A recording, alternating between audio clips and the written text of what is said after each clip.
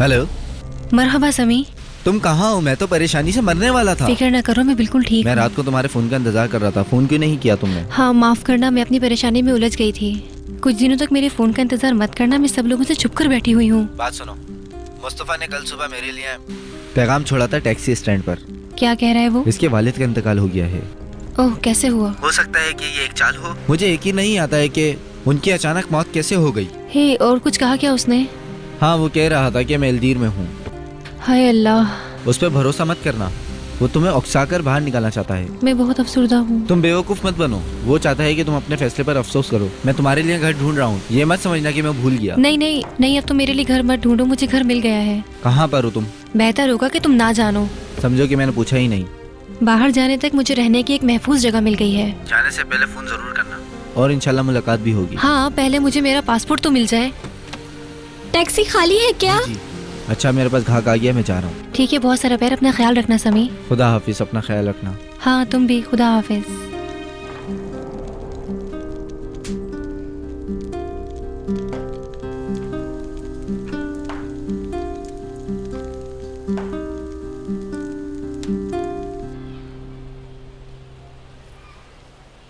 तुम हमेशा एक अच्छे बेटे थे। उन्हें जब भी तुम्हारी जरूरत पड़ी तुम मौजूद थे। सारी जिंदगी साथ रहे, सिवाय पिछले साल के। आखिरी वक्त में उनके पास ना होने की सजा मत देना अपने आप को, समझे मुस्तफ़ा? हाँ ठीक कहा। तुमसे जो भी हो सका तुमने किया। तुम्हारी वालदा सदमे में, उनकी बात का बुरा ना मानना।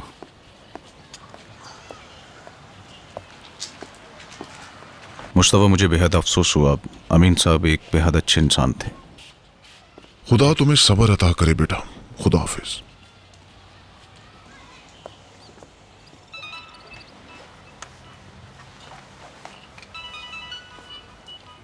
मुस्तफ़ा, ऐसर भाभी का फोन आ रहा है।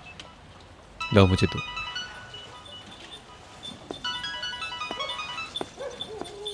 हेलो सरदार। मुझे लगता है कि तुम्हें मेरा पैगाम मिल गया है।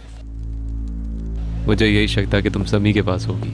मैं समी के पास नहीं हूँ। उसने फोन किया था कि तुम्हारे वालिद का इंतकाल हो गया है। हाँ। क्या हुआ था उन्हें? दिल का दौरा। जैसे ही मुझे मालूम चला मैं फौरन वहां पर पहुंच गया।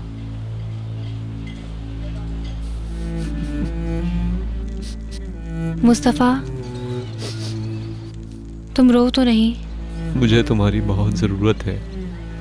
मुस्तफ़ा बहुत अजीब सा हो गया है। इसके वालिद का इंतकाल हुआ है। हाँ, मगर सिर्फ यही वजह नहीं, मैं समझ नहीं पाया शायद। और खालदा आंटी ने उसकी बीवी के बारे में कहा था, वो भी तुमने सुन लिया। अच्छा खामोश रहो, वो पुराने वक्तों की औरत हैं। उन्हें खुद नहीं पता होता वो क्या कह रही हैं। तो फिर उसकी बीवी जनाजे पर क्यों नहीं आई? ऐसा करो तुम खुद पूछ लो। उफ खुदाया। और चाय पियोगे? ठीक है। 2 चाय ले आएं। जी सर। और वो अक्सर यशरान के आदमी के साथ खुसर पुसर करता रहता है। अगर उसने वाकई फातिमा के हक में और यशरान के खिलाफ गवाही दी है तो फिर वो लोग अब तक उसके साथ क्यों हैं? यहाँ तक कि उन्होंने फौरन उसकी मदद के लिए अपना आदमी भी भेज दिया।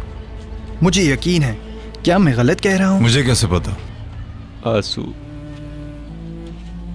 आंसू, मुझे वो बच्चा चाहिए।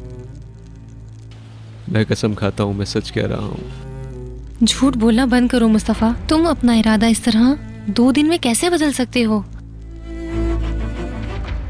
तुम्हें तो किसी भी हालत में ये बच्चा नहीं चाहिए था। नहीं, मुझे तुम्हारी बात का बिल्कुल भरोसा नहीं रहा।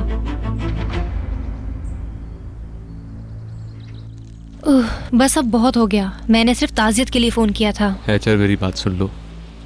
इस वक्त इस पूरी दुनिया में तुम्हारे, मेरी माँ के और इस बच्चे के अलावा मेरा और कोई नहीं है। बाबा के इंतकाल ने मुझे काफी बड़ा धचका दिया है। तुम यकीन नहीं करोगी, लेकिन वाकई मुझे तुम्हारी जरूरत है। माफी चाहती हूँ मैं तुमसे मुस्तफ़ा। अब मैं तुम्हारे पास नहीं आ सकती हूँ। तुम्हारे वालिद का अफसोस है, मगर तुम्हारा एतबार नहीं। कहाँ पर हो तुम? मैं पहुँच सकता हूँ वहाँ। बाबा को दफना कर यहाँ से फौरन निकल जाऊंगा। खुदा हाफिज मुस्तफ़ा, अब मुझे फोन मत करना।